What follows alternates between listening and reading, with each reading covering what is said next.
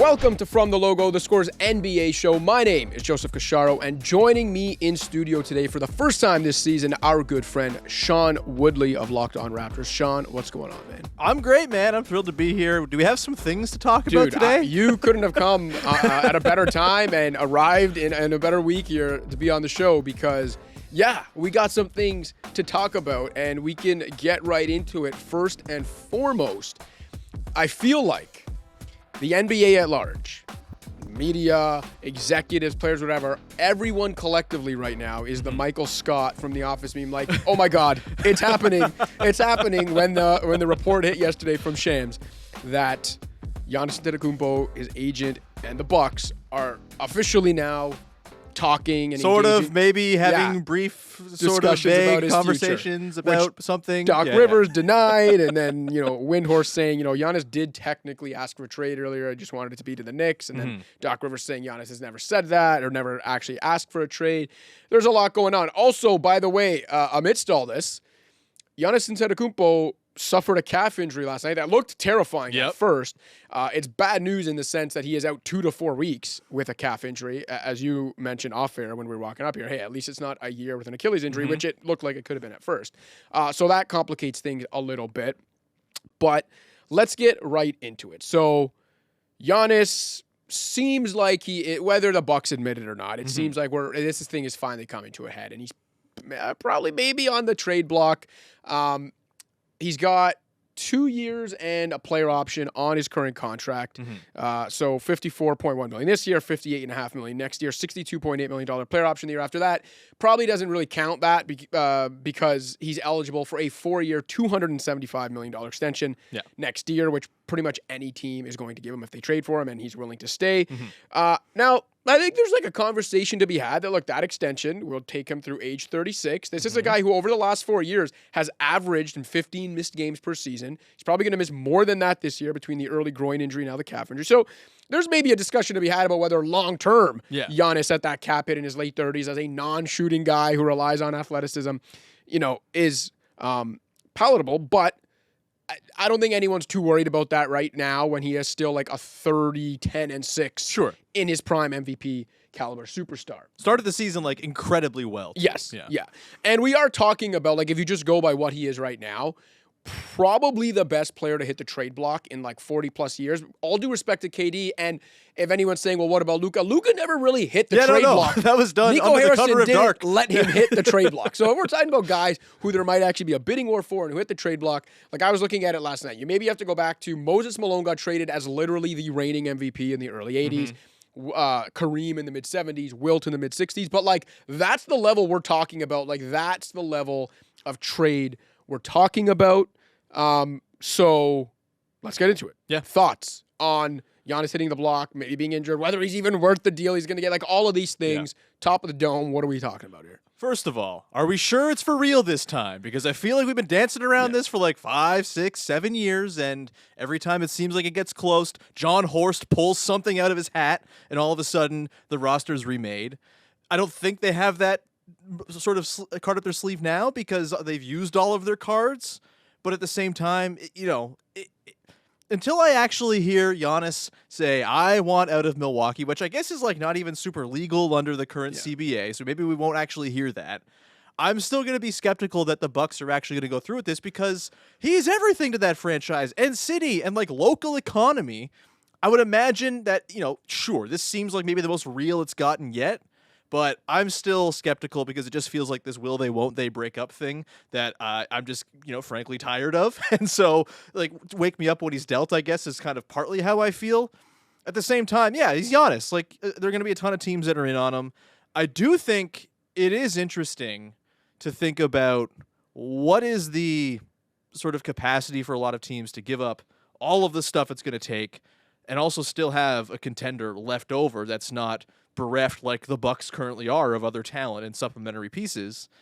There are certainly teams that can talk themselves into it, and I think, there are a handful that I think could build that. But there's also the kind of idea here of, you mentioned the injury stuff. What is it? He's finished and played the last game of the season 1 time since they won the championship. Like, he is getting older. The injuries are piling up. And we're starting to see, like, these trades where teams just throw everything on the table tend to not always work out. And so like, I don't know, is the market going to be as robust for him as maybe it should be for a guy of his talents? I think it's a fair question. I think with the second apron, the difficulty of making in-season trades, the difficulty of making trades, period, I think it's pretty hard to sort of find an easy fit for him as well. And so I don't know if, like, this might be in for the long haul on this one with Giannis. Maybe it's not done by the deadline just because it's so hard. Maybe a team ponies up, but I think it's going to be difficult for the Bucks to get what they want, to give up on a guy who is everything to them, while also the other team being happy with what they've done and feeling like the risk isn't too much. And they still have a team left over. Like, I don't think it's easy as you'd think. Oh, Giannis is available. Yeah. Everyone's going to line up. It might be a lineup, but I think there are going to be caveats to a lot of those teams lining up. Yeah, I think all of those things complicate matters and make it so that I know the original report from Shams is like, it could be coming to a head in the next few weeks, like a resolution in the next few weeks. I still feel like I'm skeptical about that, but I am now entertaining with his injury yesterday the idea that he might have played his last game as a Buck. Like, I don't think there's a non-zero chance about that. I'm with you in that maybe like the package he ends up going for if he does get dealt isn't as like crazy and overwhelming as we'd envisioned for a player of his stature, given all those complicating factors. But whatever that best package is, the Bucks have to hold out for it. Because like you mentioned, the reason they're out of bullets now is because of all the rabbits John Horst pulled out of his hat. And listen, like there's a lot to criticize the Bucks for. One thing I won't criticize them for is the moves they made over the years and the mortgaging of their future over the years to keep Giannis. Because he's Giannis Antetokounmpo, and you're trying to keep him happy, and you're trying to win championships. And like the Drew Holiday trade resulted in a championship, and people forget, but before it resulted in a championship, it resulted in Giannis Antetokounmpo extending with Milwaukee 100%, at a time when everyone thought he was gone. The Dame Lillard trade, which people might hate on in hindsight, or might look at it and be like, well, they didn't win, so it didn't end up working. Yeah, but again, people forget, it immediately resulted in Giannis signing another extension when people thought he was gone. The thing that I think was indefensible was what they did this past summer when, after waiving and like buying out Damian Lillard, they immediately used the money and then some on Miles Turner without actually consulting Giannis about it. It has come out, and so without checking to see if it was really going to make a dent in terms of Giannis's like commitment, they essentially, between the Miles Turner contract and the Dame buyout, I think are committing like $40 to $50 million a year now. Really, when you think about it, to Miles Turner, I think that was indefensible given their asset equity, but all of those things piled together is why they are out of bullets. It's why they're so asset starved, but they are asset starved. Yeah. And that is exactly why they cannot settle for anything except absolute top dollar for Giannis Antetokounmpo. And maybe that's not what we thought it would have been like months ago or a year ago based on all the factors you mentioned. But whatever top dollar is at this point in Giannis's career, the Bucks cannot settle for anything less. Like I know Brian Windhorst, I think, reported about the fact that, or whoever it was that reported originally that Giannis only wanted New York if it had happened this past summer. Maybe they'll open it up to more teams now, but I think Windhorst now reported, but they're still going to work with Giannis to like help them, like work together on a deal in some fashion. Yeah. I'm sorry, man. I'm not down with. Listen, Giannis is in his right to want out. Sure. But the Bucks also have to look out for themselves now, too. And he's under contract. He's under contract. And, like, I'm sorry. Even people that saying, you don't want to piss off agents and, like, you want to do good by a franchise icon.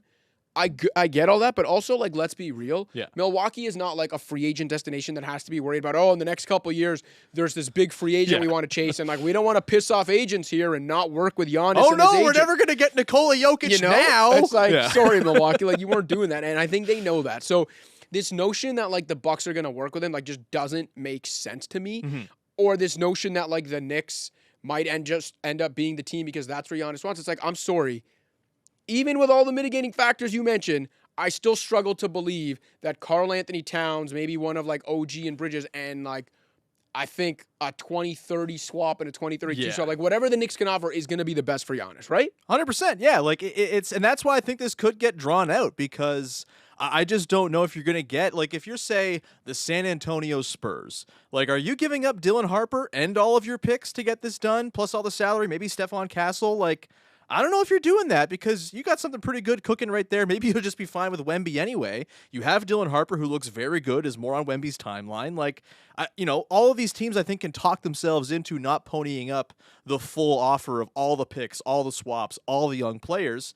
And maybe that opens it up to other teams that maybe we didn't think could get into the running. Maybe that makes it more interesting as of a sweepstakes. Maybe that's what drives the price up, that there's just more teams that say, hey, maybe we got a shot at this. And so just by that bidding war process, maybe some teams get, teased up in the price. But yeah, I think it's tough. And I want to push back for a second on the Miles Turner thing. Go. The Miles Turner thing, look, it could go down as a pretty bad disaster. They got a lot of money tied up in the future, but like, does it matter? Like, if they're going to be in hell for years anyway, I don't think it really matters that you're just paying all that money to Dame to be not on your team, to have Miles Turner on your team. They could probably turn Miles Turner into something. I don't think he's nearly the player he was at his peak, but he's still a big man who ostensibly shoots threes and blocks shots. That's going to get you something somewhere from some contender. And so I think they'll probably come out just fine there. And I have to give full credit, to your point, to John Horst for just like keeping Giannis around and keeping him happy and keeping him extended for way longer than that franchise had any business to do, based on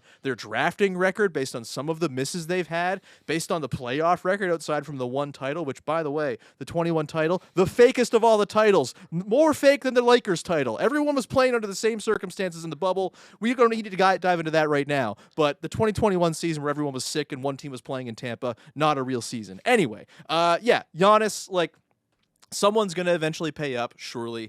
I think the Bucks are going to find, though, that it's hard to get exactly what they want, as they've kind of talked about. And it's fascinating stuff, man. I don't know where it's going. I think you could tell me 15 different teams end up with him, and I wouldn't be surprised. Yeah, I mean, even like, Brooklyn, for example, as a team where it's like, they've got all these picks, they've been rebuilding, and they're just waiting for a superstar. It's like, okay, but if the whole reason Giannis wants out of Milwaukee is to win, he's not going to want to go to Brooklyn. Yeah, right? he's not going to play with Igor Domin. Right, exactly. And I mean, there's a bunch of teams, like we can go through some of them. Like, I still lean Rockets, and I know maybe a Houston fan's going to be like, there's no way we're getting rid of Alperen Şengün or Amen Thompson or a package built around those guys and all these picks for Giannis. I'd be like, I don't know about that. I think if you can get rid of one of those guys, like I like both of them. I love them on Amen Thompson, but if you can turn one of those guys and, a boatload of picks into Giannis and pair him with KD and still have one of Şengün or Thompson and some of the pieces they have there, like, you can win a title and compete for the next couple of years. Like, I don't think you should be thumbing your nose at that. Sure. Because you don't want to get rid of any of your young guys. Yeah. And also, don't forget, the Rockets have some of the some Nets and Suns picks, right? So they can move picks like that and maybe keep some of their own. So I feel like I'm still leaning Houston. You brought up San Antonio and why maybe, like, even though they can do it, they might not want to. Obviously, the scorched earth option is the best option. The best package any team can put together is the Oklahoma City Thunder. Like, scares the hell out of everyone in the league. But why would they do that? They're 21-1. But that was going to be my point. Is that they can. Yeah. That doesn't necessarily mean they will, and it would be very out of character for Sam Presti, who has avoided making that type of trade while the Thunder were on a trajectory to this place, for him to then make it when they've actually arrived at the pinnacle. It just doesn't make sense when they can just continue to stock that team with young players on rookie scale contracts. Instead, does Atlanta get in the mix by using that Pelicans pick, which is also partly a Bucks pick? It's the most favorable of the Pelicans or Bucks pick, which could be the number one pick this year. Like, does Atlanta putting that on the table and maybe Jalen Johnson? I mean, the Hawks would probably not want to trade Jalen Johnson. They'd say, well, hey, what about Trae Young? But, like, Atlanta could get in the mix if they want to. But again, I don't know. Like, I'm not 100% sold they're doing that. Have I missed anyone? Oh, the Heat is, obviously everyone is always going to think Miami. Giannis maybe has interest there. What picks do they have to exactly. Right? So I went through it. It's like, I think from a picks perspective, they can do a 2028 swap, their 2029 pick, a 2030 swap, 2031 pick. So, like, they could put 4 or 5 picks and swaps together, but then it's like, who is the player you're building it around? Exactly, Bam? right? And it's Tyler like those picks Hero? are the picks of the Giannis era Miami Heat, so they're the 28th pick every year. Like, I don't know, man. I go through it and I'm like, I feel like out of all those teams, I'm probably leaning Rockets. Like, if one team's going to get it done in season, I could see Houston doing it. I know you have an interesting trade proposal that might relate to the team you cover and the team that plays in the city we reside in or is sitting in right now. You got to do it because, I do a Toronto Raptors podcast and people need to click on stuff. And so I have to at least throw it out there. I did talk about on my show today, though, about how I actually think the Raptors should sit this one out. I think it's kind of, Masai Ujiri's gone. Captain Ahab is no longer there. You don't got to go after Moby Dick like it seems like he was trying to get Giannis for a decade after not getting him in the draft in 2013. But that said, if the Raptors want to say, hey, the Eastern Conference looking pretty easy right now, like at least not easy, but like easier to scale than years past. We want to take advantage of it.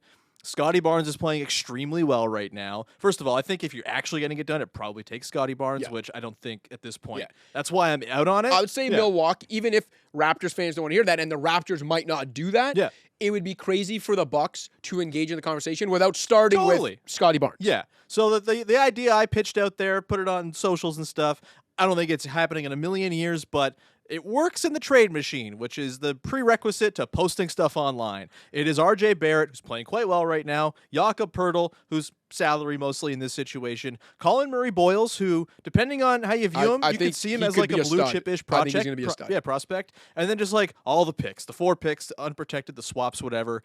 I don't think that gets it done. Again, I think other teams have better blue chip prospects. Like if Amen Thompson's on the table, if Dylan Harper's on the table, I think it falls off and they're just not going to win that sweepstakes. But if all of the other bids fall off, maybe that's something that gets it done. You end up with a team that's like Quickly, Ingram, Barnes, Giannis. Who's the center? Who cares? The future is the center. Honestly, Giannis, it's Barnes and Giannis. Is the center. Yeah. Those two guys are your front court. They're the Voltron of them is the center. It doesn't really matter. And so that's kind of the Raptors-y angle I bring to this. Do I think it's going to happen? Absolutely not. And I think the Raptors are smart to sit it out because I do think they'd be one of those teams that it's like maybe the risk is not worth it with the downside of the injury stuff and the picks being out the door, being out of bullets to then build the team around Giannis and Ingram and Scotty and all of that. And so I kind of am a little softer on it than I used to be. You can go back and find episodes of my show where I've said, trade Scotty Barnes for Giannis today. I don't think that anymore. And I think the Raptors would be smart in it just to kind of, cool off on their Giannis pursuit of the last decade and just say, you know what, we'll wait for the next guy to come along. No, listen, I think that's fair. And even you changing your mind is fair because, look, things are fluid. This is pro sports. Yeah. Players change, players evolve. And the second apron has broken all of our brains. Right. Yeah. Yes. And you think of all that, and it's like it's not crazy for a Raptors fan to say, or for the Raptors themselves to say, you know what, we don't know if we actually want to trade. I don't think we want to trade Scotty Barnes for Giannis Antetokounmpo because look at the big picture and consider where Giannis is in his career now. And even if you end up giving him that extension, and you end up having him for, say, 6 years of team control with the extension, okay? The way you could basically look at it is, and it's not a 1-for-1. It would be Scotty and other stuff. Totally, Picks, and like that's a lot of your future. Yeah. So essentially, it's like, would you trade, forget being a fan, if you're a general manager right now, how comfortable would you be trading Scotty Barnes, who's in year 1 of a 5-year contract that's only 25% of the max and has no options, okay? And a guy who is like, if he's just this for the next 5 years, he's like a borderline all-NBA player. Totally, and a likely all-star, okay? All defense too, yeah. Would you trade age 24 to 28 Scotty Barnes at 25% of the cap with other stuff for age 31 to 36 Giannis Antetokounmpo, who's going to be like 35% of the cap with the injury? Like, again, people that on the outside may be like, that's not like, oh, Raptors fans are delusional. You don't want to trade your own guy. It's like, no, from a strictly basketball and business perspective, I don't know if that makes sense. Yeah. Like a couple things have happened in the last few years that I think have just kind of like broken the trade market.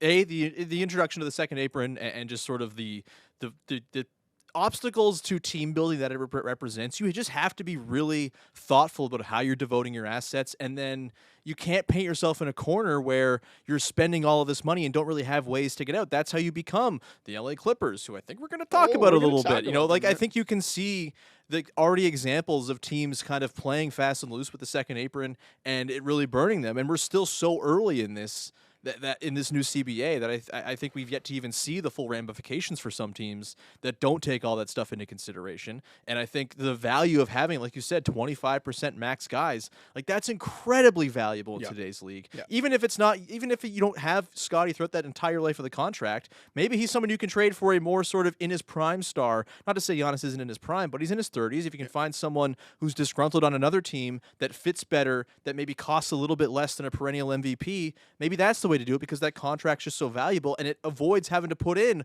all the other stuff that takes away your bullets for later to build your team. And then I think also the Mikal Bridges trade, I think just like crashed the stock market for draft picks in a way. Like, I don't know who's worth how many picks anymore. I think the whole league is still kind of recovering from that, and the market is yet to really figure itself out.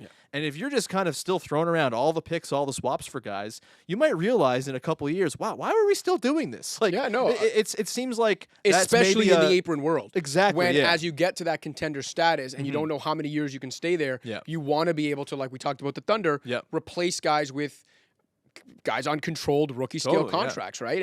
And the Bridges thing is funny because, when you look at like the picks Bridges went for, the picks Rudy Gobert once went for, and then the Luke only went for one pick, or like some other guys have been available for less.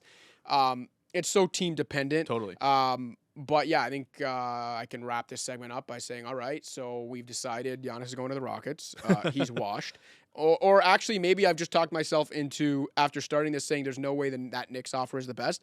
I might have just talked myself into like, God damn it, that Knicks offer might be the best. If I'm making a prediction, I do actually think the Spurs be my pick. Okay. I think they might Harper actually or Castle being the guy that I think if I'm the Bucks, I'm saying Harper for sure. And honestly, if you got De'Aaron Fox and you've got Castle, am I getting too precious about it if I'm the Spurs? Like, I don't know. Fox has looked great. Yeah. And also, I've talked about this on other shows too, not to be a downer, but like guys at Wemby size don't have the longest careers. They shouldn't be assuming anything or taking anything for granted. It's like, oh, we don't have to rush this. We've got, Wemby's going to be here 15 years. Like, if you think you've got a shot, and you still have Fox and Castle and other like guys, and also like Wemby, Giannis, just thinking of them together. It's unbelievable. Strictly and like for our you're own... trying to get someone to take down the Thunder out west. That's how you do it. Yeah. Like, you got to load up, and it makes the Eastern Conference that much more open too, which is super fun. Okay, a team that will not be threatening the Oklahoma City Thunder in the Western Conference, the LA Clippers. They also won't be employing Chris Paul much longer. I mean, they technically, officially still do, because he can't be traded till after December 15th, and there's not really much benefit for them waiving him, so we'll see what happens there. But for those who have been living under a rock or just completely consumed with the Giannis news, Chris Paul was sent home in the middle of the night by the Clippers after their flight was delayed, I believe, or they were stuck on the tarmac. Anyway, they got into Atlanta very late because of delays, and so by the time they told Chris Paul to kick rocks, it was the middle of the night. We are talking about their franchise legend, like their best player in franchise history, future Hall of Famer, revered by his peers, very respected player who purposely signed with the Clippers this year so that he could retire a Clipper. Yep. And now it is, and not that he's not just retiring a Clipper, it's in just like humiliating fashion where they sent him home because, according to reports by Shams and Chris Haynes, his leadership style clashed with the team. He was openly critical about players, coaches, and management amidst this 5-16 start. How dare you hold us accountable for being 5-16 and now, terrible? The one thing I will say, like, I'm a Chris Paul guy. He is the point guard. I mean, we got the stat board up here. No longer a point guard at this stage of his career.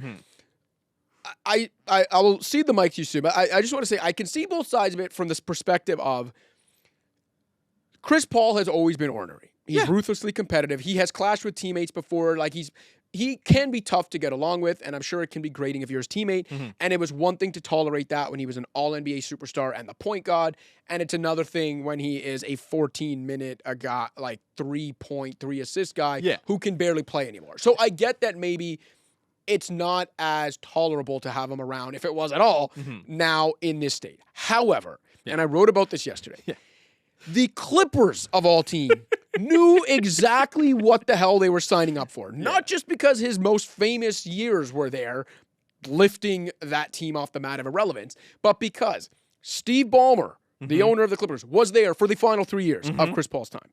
Lawrence Frank, who's now the president of basketball operations, was there in some capacity for the final 3 years of Chris Paul's first tenure there. Ty Lue was an assistant coach on Doc Rivers' staff there for 1 year while Chris Paul was there. James Harden played 2 years with Chris Paul in Houston. Now, Harden and Paul clash, but the point remains, of all teams, of all groups, to know exactly what they were signing up for when they signed Chris Paul and knew he was going to be like a deep bench guy, the Clippers are that team. So I'm not really buying that 2 months, 16 games into it, they're like, oh, actually, he's really tough to deal with, so we're going to cut him. Yeah, we just didn't possibly know what this guy was just like. Typical we thought Clippers. he was totally different. Yeah, it's a clown show. It is. It's just extremely Clippers from top to bottom. That really is the only takeaway here.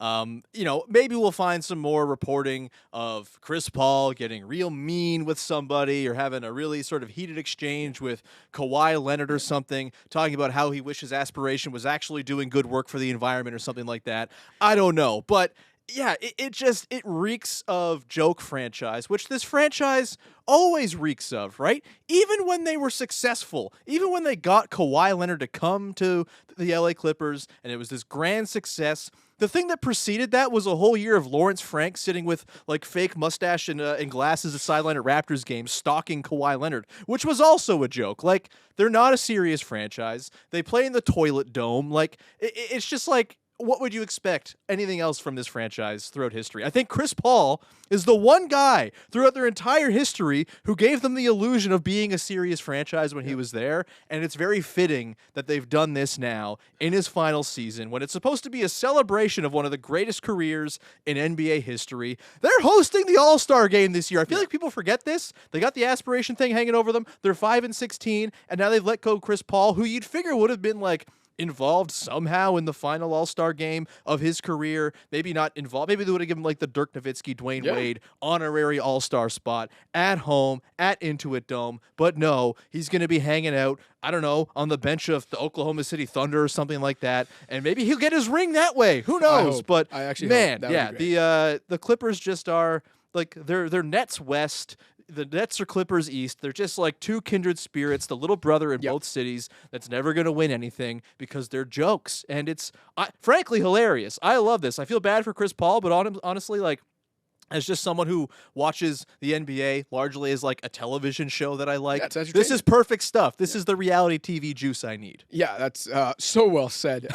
When you were talking about Chris Paul being the only guy in the franchise's history that actually gave them the illusion that maybe they could get it done. The guy he famously teamed with, during that Lob City era, Blake Griffin. And I will remind you how Blake Griffin was treated by the Los Angeles Clippers when he was up for free agency, or when he was a free agent in 2017, I believe, or 2018, in and around that time. The Clippers free agent presentation pitch to Blake Griffin, who they wanted to retain, included the PA announcer announcing him as a lifelong Clipper and them raising his jersey to the rafters as part of the free agency presentation. Included them likening him to Martin Luther King Jr., Gandhi, JFK, Abraham Lincoln, Albert Einstein, Barack Obama, Michael Jackson. Weird. Agreed. I don't know if I forgot anyone else, but that list is already hilarious enough. Called him a lifelong Clipper, likened him to those, historic icons, and traded him 6 months later to Detroit. Now, to be honest with you, even just like going back, I can't even remember the trade package, so I'm not going to sit here and try to Tobias Harris was involved. I'm not going to try to litigate whether it was the right move for the Clippers at the time. They saved cap space in the future. Sure. It's more so just that when you think of the two guys, and all due respect to Kawhi Leonard and Paul George, but when you think of the two guys most synonymous with the Clippers' most consistently successful era, it was Chris Paul and Blake Griffin. And god damn, did the Clippers do both of them dirty. Yeah, it's just like a deeply unserious franchise who's just like always like, why can't we be the Lakers? Why can't we be the Lakers? This is why. Yeah. Like, the Lakers actually treat their players like humans. They make them feel like royalty. They make them feel like stars. They roll out the red carpet. You're honored as a Laker for life if you play for that team. And it's, I can't get over just how Clippers this all is and how they are so unbelievably screwed. And they might be at fault for the Thunder having like a 10-year reign over the NBA because, just take our picks for the next couple years as we win 24 games or whatever it is. It's really great. We all should be mad at the Clippers. The Clippers should be mad at themselves. And I hope Chris Paul gets some sort of sweet revenge against them at some point between now and the end of this year. Sean, this is why I love having you on, because you're a pro's pro, and whether whether you mean to or not. Your segues, your transitions are just primo, because we are about to talk about the Oklahoma City Thunder. And again, for anyone not paying attention, we talked about all the Chris Paul stuff with the Clippers. The bigger issue in LA is that the team is 6-16 now, because I guess they won last night. The team is 6-16. By the way, Hawks, get it together. What are we doing here? 6-16, I believe 13th or 14th in the West, bottom 5, bottom 6 overall, and the 21-1 defending champion Oklahoma City Thunder control LA's first round pick this year in what is projected to be another all-time draft class. Yeah. So the question is not have the Clippers ruin the league, because they probably have. It's, are we watching the best team ever right now? And however you want to consider it, whether it's just straight up the best basketball team ever assembled, whether it's in relation to the, opposition in the league at that time, however you view it, are we watching the best team of all time right now? I think it's too early to say that. We could be watching the infant stages of the best team of all time. I still think I'm going the Kevin Durant Warriors, just because. I agree. They're the most talented team ever assembled. And just like an absolute buzzsaw when they were healthy, and just incredible theater, right? Like, the entire league was built around trying to take them down. And I have to say, I know we talk about, the league's ruined because the Thunder are the Thunder. I actually think it's good when you have a team like this. Agreed. Parity can kick rocks, man. Parity's fun if you're a fan of the team that happens to fall into a championship in a given year. But if you're talking the true narrative juice that drives the history of the NBA, it's all built around dynasties and the pursuit of toppling those dynasties. 100%. And I think it is awesome that there's a big bad in the league right now. It also helps that I know the Thunder are amazing. They suck to watch. They are not a fun team to watch. They are just we're going to foul you, and they can't call everything, and then Shea's going to shoot some mid-rangers. And I know I'll lose my Canadian citizenship for saying anything negative about Shea. I'm from Hamilton. I love Shea. I root for him big time on an individual basis, but that team itself is joyless math ball, and I don't think they're fun. And I think that plays in to this sort of pursuit to try to beat them. And I think it's good when you have teams that are that good, because it forces the evolution of the entire league. The Warriors existing transformed how basketball is played, and that was awesome as a fan of the sport, as a fan of just the story, the year-to-year arc that you get with these teams. And I think the Thunder are in the infant stages of doing exactly that. And yeah, maybe they get Darren Peterson to add to the mix to make it even harder, though I hope you like G League, buddy, because good luck getting on the floor next year for this team with all the other guys they have. It's just I think it seems like it's doom and gloom right now. It seems like they're insurmountable. None of this stuff is forever. Stuff changes in the NBA all the time. Guys get hurt. It's unfortunate, but it's the reality of how the league works. Guys get contractual stuff that hangs over them, and they want out, and they want to go have their own team. And we could be talking 3 years from now about Jalen Williams playing for some other team just because. 2 years from now. Exactly, right? And so it feels insurmountable now. But I think the league will be better for this, and I'm glad there's a team threatening to be a dynasty again, because it just makes everybody have to be better. This is why, if you're the Spurs, you might consider trading for Giannis, because it's we got to go up against that monster. We got to do everything we can, and then we might get to watch Giannis and Wemby play basketball together, and that's awesome. And so, yeah, I think they might end up being the best team ever. We're a long way from that, and I think that's why the NBA is so good and so compelling year over year, is because these dynasties, they feel like they're forever until they're not. I'm with you. Listen, I think one thing people take for granted too many times is, especially in the NBA, is how quickly it changes. Yeah. And things can change so quickly. Shai Gilgeous-Alexander is the ultimate culture-setting superstar, and Jalen Williams and Chet Holmgren, and it seems like they get along, and I'm sure they do. But things change in pro sports, in the NBA, and maybe a year from now, J-Dub wants us. Things can happen. Maybe an injury happens, and then the Thunder have a bad year, and all of a sudden egos start clashing. Stuff can happen. The second apron will make it difficult to keep that team together in Oklahoma City, whether people want to admit that or not. They also almost lost to the Denver Nuggets last year Nikola in the Jokic second round. Is one of the greatest players of all time, and is still lurking. Victor Wembanyama is coming. Things can happen that can topple any team. But I'm with you in that dynasties are good. It's something I wrote about even when the second apron first came into effect, where I wrote the concept of parity is fine until like you create a league of, you're never going to have 30, 41 and 41 teams. Yeah. And you wouldn't want that. That is boring as hell. That's the NHL you've created. Right. And they're doing great. The question I asked at the time when the second apron came into effect is like, does this actually lead to more fan interest because more teams think they're in it? Or does it create a league full of 30 teams and a league itself without an identity? Right. And without that kind of North Star that everyone is not just following but chasing and the boogeyman everyone's trying to slay. I digress. When it comes to whether the Thunder are the best team ever or not, I think we're watching the best team ever. And again, I don't think it's the most talented team ever assembled. I do think that was the 2016-17 Warriors. But if you're talking about a team in relation to their opposition in a given year, I think we are watching the most dominant team. Maybe that's the better way to phrase it. The most dominant team in NBA history.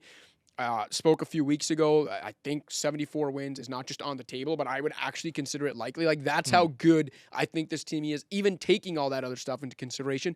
Because guess what?